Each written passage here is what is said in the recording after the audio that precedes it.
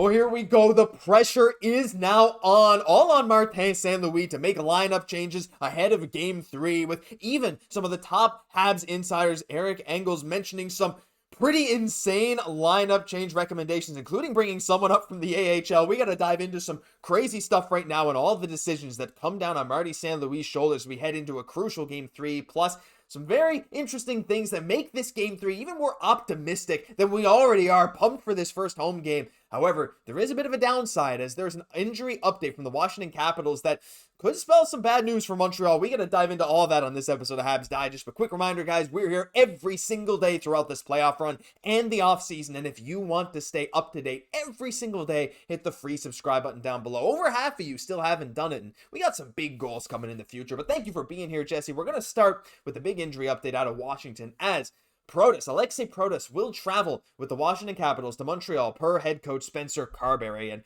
Alexei Protas, I probably should have had his stat page up. I don't, but he had 30 goals this year, Jesse, after only having 6 last season. And looking at Washington's offense, look, Montreal's been able to hold them off pretty well. I mean, only allowing 3 goals in both games, and one of them being an overtime, one of them being an empty netter. A guy who scored 30 goals definitely gives an injection of offense here. I didn't want to see this because he's a very big physical guy as well, but honestly, I kind of don't mind it sometimes when teams add a player in the middle of a playoff series. It could throw off some chemistry. What are your thoughts on Protas traveling with the Capitals to Montreal?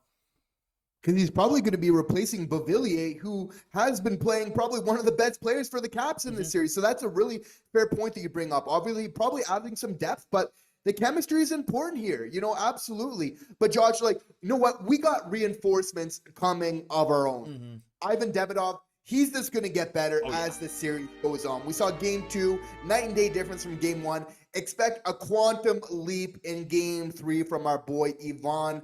But we're not done there yet. We feel like our boy Arber Xhekaj, there's a very strong chance that he draws into this lineup for Game 3 just in time for Xhekaj to give some black eyes to the All Caps. They've been asking for it with really a lot of these shots to the face, which for me is like, okay, 1, 2, 3, 4. It's almost like, okay, is this kind of the game plan for the Caps? How do you counter that? You put somebody like Arber Xhekaj, he's going to big dog them, put them in their place for sure. But again, with Protas coming back into the lineup here, you have to feel like he's definitely not at 100%. When you have a cut on your foot in a game like hockey where you're skating from there, you have to feel like, he's probably not going to be as mobile as he would really like here as well. So again, they're bringing in probably some people, but we're expecting maybe some changes for the Montreal Canadiens as well, which we'll get into a little bit more in a second. Yeah, I can't wait to talk about that. A little teaser. There will be a lot of talk about Arber. And look, I think the thumbnail leaves, no questions there. That's one guy that a lot of fans want to see in the lineup. But yeah, Protas coming in is going to be interesting. Let us know what you think the impact of Protas is going to be on this series. Because, hey, he's a big guy, he's physical, and he can score goals.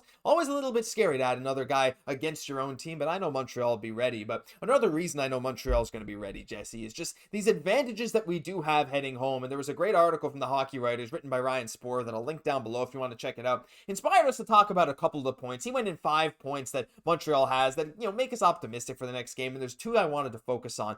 The first thing simply being the home crowd. Look, we have yet to lose at home, right? That's the thing. Really, in a playoff series, Jesse, when you don't know the outcome of the series until the home team loses, right? Right now, there's a lot of series that are 2-0. The Kings versus Edmonton right now, Montreal versus Washington, Toronto versus Ottawa.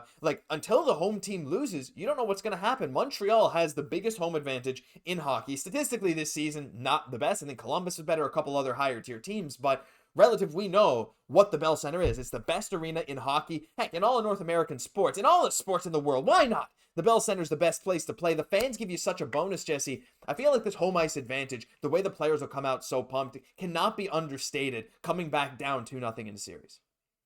For sure. And teams win their home games all the time. We see 0-2 going to 2-2. It's just a trend that you see year over year in the playoffs. This is definitely what we're projecting here. And the fact that the Montreal Canadiens have been so close in these games, being so incredibly young, you have to feel like that Bell Center advantage is really kind of that X in the equation that's really going to take them over the top for Game 3. It is going to be electric. The Bell Center is going to be going absolutely nuts.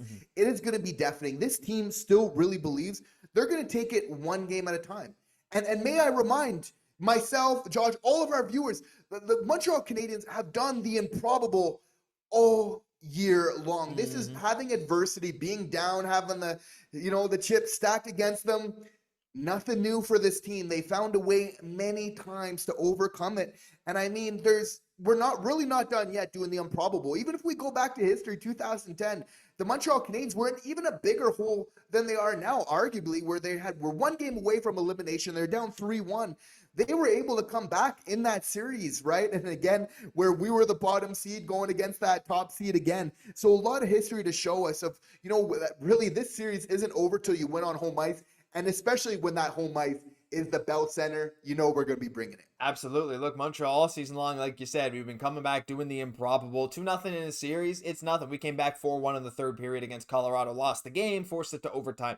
How could we forget the COVID year? Down 3-1 in the series to Toronto. Montreal's done the improbable before. I know they can do it again, and one big reason that I'm confident they'll be able to do it again is not just the crowd, but Monty has been absolutely stellar so far, too. I want to mention him quickly before we get on to the lineup changes, Jesse, but we talk about him a lot. I think he's getting lost in the shuffle a little bit right now. 921 save percentage, 2.49 GAA through the 2 games. And honestly, he's been unbelievable. 1.3 goals saved above expected already in this series. And I think you could argue it should be higher. I know it's just a calculation, but he is a big reason Montreal's still in these games. These rushes that Washington has right early in that first period in game 1. Second period in game 2 when Washington had that little onslaught even after their 2 goals. Monty was the one standing tall. I know Logan Thompson's done good stuff in the other net, but honestly, he's as big a key as anyone to keep Montreal in this series right now.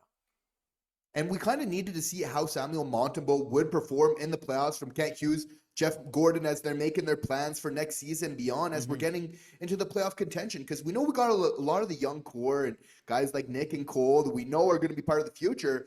But we never really quite grouped in Samuel Montembeault into that. And the way that he's playing right now, for my opinion, I'd love to see how fans, viewers of the show feel. It's like, for me, Montembeault looks like, even as we're getting into our contention window, I have no problem. I don't feel like this summer, that we need to go out. If he's playing the same way kind of next year, we don't even need to go for somebody next year. This guy's giving us a chance to win. He's really been there with some of the top at the NHL. It's true, Josh. So we're not mentioning him enough because we're almost kind of getting used to it. But his stats are actually ranking with some of the best goalies in the NHL over a recent stretch here. And I mean, he's showing it in the playoffs when it really matters. Very important, again, for consistency with this team. We know we got a lot of young, great goalies coming up, but Monty holding down the fort really matters for this team, for this run, and going forward. Being a sturdy presence in net is incredibly valuable. Leave some love for Monty down below, because honestly, he's been one of the MVPs of this series. You can maybe even argue the MVP for Montreal as much as some of the other guys have been playing great, so leave some love down below. Maybe even Hudson, though. I mean, yeah, he's been great, but still, some crazy stuff. But look, the big question now, Jesse, is the pressure, there's pressure on Montreal. Again, we're going to see how this home game goes, but there's a lot of pressure from a lot of different angles on Coach Marty St. Louis right now. As the lineup, there's a lot of questions. And on defense especially, and we'll start here. We'll get into what Eric Engels had to say on a certain player coming up from Laval in a second. That'll end off the video, but I want to mention just quickly Arber Xhekaj. Now, there's a lot of talk about Patrick Laine too, and the idea that he may be benched heading into Game 3. Personally, I don't see it happening. I think still, as much as he has been a liability at times, I think he still provides value on the power play 1, power play 2. I think a lot of you might not agree, but I just don't know if Marty will actually bench him for a game. But even if he does, let's say Montreal goes with 11 forwards. We've seen 11 forwards, 7 defensemen used a lot these playoffs, already by the LA Kings, already by the St. Louis Blues. So, Jesse, when we're talking about Arber Xhekaj, what do you think? I don't know if I want to say what are the odds. Do you think it's a guarantee we see him heading into Game 3 subbing in for either Struble or Savard, who both logged only around 10 minutes? Or maybe if Montreal goes 11-7, we see him in? Or do you think that there's still a pretty high likelihood Marty just sticks with the decor as is? I mean, Marty's kind of sent off some shots, kind of making it very clear that he maybe wants to stick with the status quo. That being said, I think it maybe be a power move to bring out Xhekaj for this third game here. Again, with I feel like he's kind of deserved for everything that he's done for the franchise. I believe that he deserves this opportunity to play for the Montreal Canadiens in the playoffs, and also how that can kind of help his development going forward as well. This is a guy where if he's not playing in Montreal, he's going to be valued by a lot of other teams in the NHL. So I don't want us to kind of not realize kind of what we have in this player. And for me, we know kind of the discipline and everything, but I've seen huge increases. I've been quick to kind of call out where I want him to kind of find that line a little bit more. For sure, it's not perfect yet, but he's gotten so much better from when he has. But if there is a time to really toe that line, push some buttons, it's in the playoffs right now. And you have to feel like Xhekaj, like this guy wants to get in so bad. I really believe, honestly, Josh, like if he's getting to a game, he's on his best behavior while also bringing that meanness at those kind of calculated spots when he really needs to. I just feel like, for what he's done for the team, I feel like he would deserve a chance. Obviously, it would be Struble coming out. We know Savard with the vet. He's going to stay in there. It's an interesting call, right? Because Savard, or rather Struble has been amazing with Hudson. He's played some good hockey. I think that's worth mentioning, but I don't think I think with Struble, his floor is higher, but with Xhekaj, the ceiling's a lot higher. And if we're kind of down and we're looking to maybe try something different to get some different results, that's the first guy I'm going to. Yeah, I think it's a decent point. We still know Xhekaj has a bit of offensive upside. We've seen him score a few goals, those shots from the point that just have a way of getting through. You know what? You're on to something too. And again, that psychological advantage you get with him. No, like Marty said, is not going to change how Tom Wilson plays the game, but it might change how some of the other guys think about what they do on the ice. So we'll have to wait and see on the Xhekaj front. But speaking of Xhekajs, look, again, talking about Line A potentially being benched. I still don't think it's going to happen. I don't think you think it's going to happen. I think some fans think it might, but I just don't see Marty making a move that major unless something else happens. However, it doesn't stop Eric Engels from talking about it recently in his article. I linked this down below as well. It's definitely worth the read. Talking about if Line A were to get benched, what are the options, right? Oliver Kapanen. He's still young, and he hasn't really had much of a physical edge, but we know he's skilled. Michael Pezzetta has that physical edge, works his butt off, but 0 points in 25 games this year. The final thing he says, well, a player that could potentially bring both scoring and edge is Florian. Florian Xhekaj, 24 goals, 175 PIMs in Laval. Said it doesn't seem inconceivable.